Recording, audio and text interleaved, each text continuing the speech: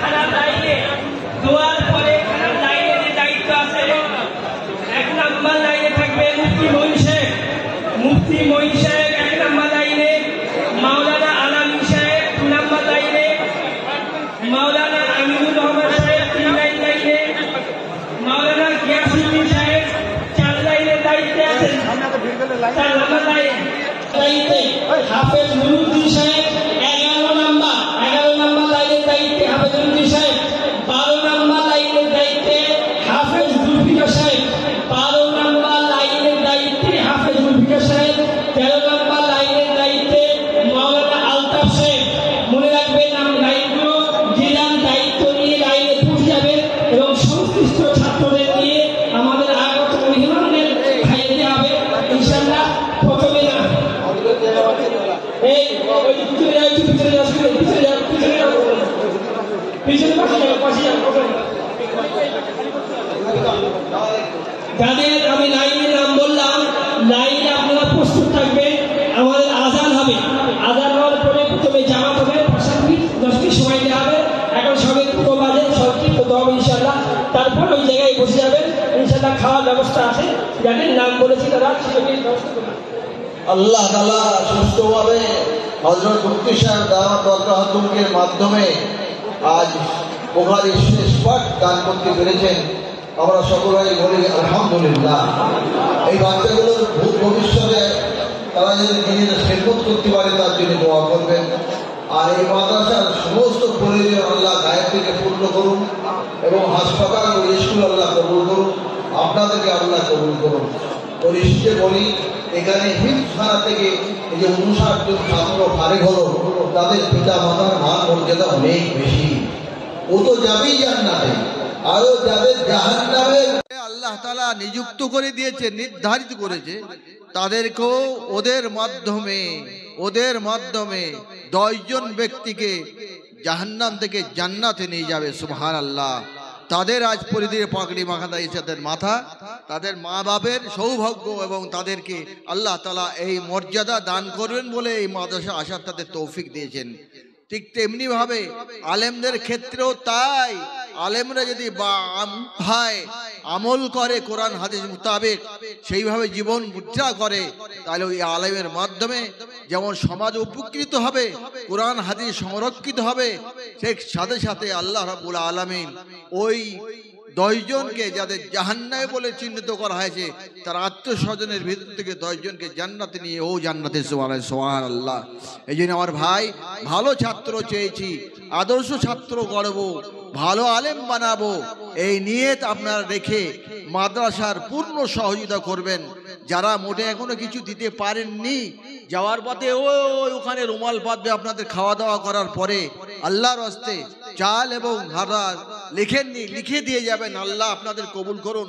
অত্যন্ত ঋণগ্রস্ত, চাল দিচ্ছে না ভাই, আপনারা বুঝতে পারছেন না আমি কেন আপনাদের সামনে বলছি।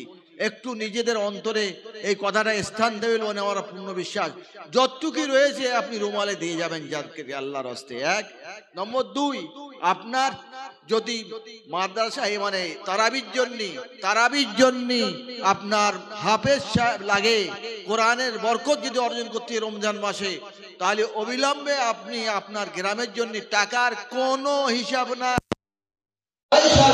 আপনাদেরকে বলবো না, কেবল ওদের ওখানে বসে আছেন, তাদের কাছে হাফেজের টাকাটা লিখে যাবেন যে আমাদের গ্রামে তারাবির জন্য প্রয়োজন।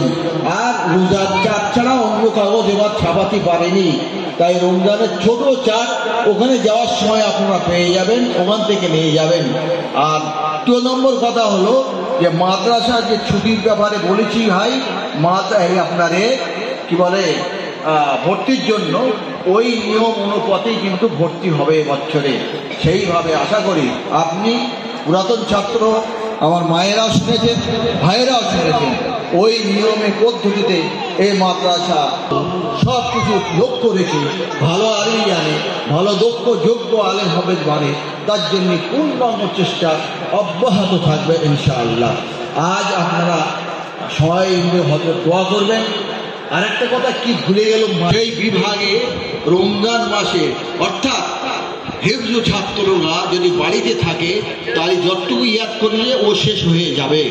তাই আপনাদের কাছে যে অনুরোধ, দরজায় হিফজ বিভাগের ছাত্র তাদেরকে বাড়িতে রাখবেন না আমরা বলেছি। তাই রমজান শাবান মাসের 28 তারিখ অর্থাৎ রোজার দুদিন আগে নাজেরা যারা পড়ছে তাদের এবং হাফেজ যারা হচ্ছে সেই সব ছাত্রদের, তাদের মায়েদেরও বলছি, তাদের বাপদেরও বলছি, তাদেরকে অবশ্যই অবশ্যই ওই রোজার দুদিন আগে বহুত কিছু হারিয়ে ফেলবে বলো ভাই।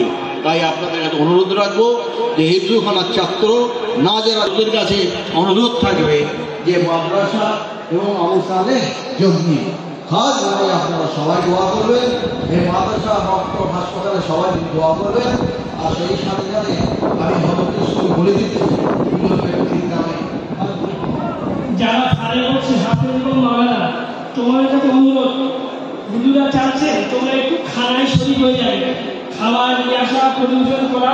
তোমরা ফারে করছো, তোমাদের জন্য মেহমান এসছে, তোমরা তত্ত্বাবধান করে খাওয়াবে, একটু বয়ে দেওয়া, সহযোগিতা করা, তো যতটা সম্ভব একটু খুলে এর মধ্যে বেশি করতো, ঠিক মধ্যেই বেশি করতো, মাথায় হাত করতে করতে বেশি করতো। তাই তোমাদের সবার কাছে অনুরোধ, হাফেজ লোকরা খানা বয়ে দেওয়া, খাওয়াবে, তোমরা একটু সহযোগিতা করবে।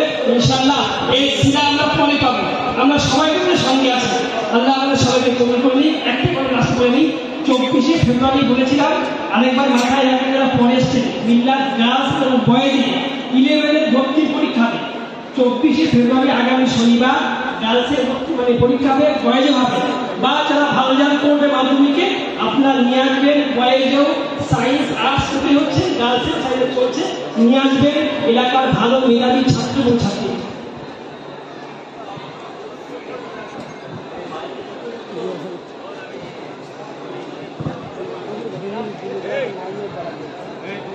সবাই বোলিং দিয়ে খেলা নিয়ে ওখানে নিয়ে আসে।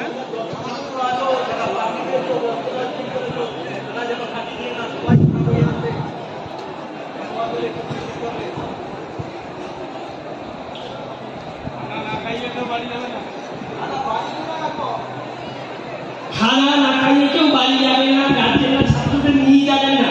আমাদের খেদমত করার সরঞ্জাম তৌফিক দান করুন।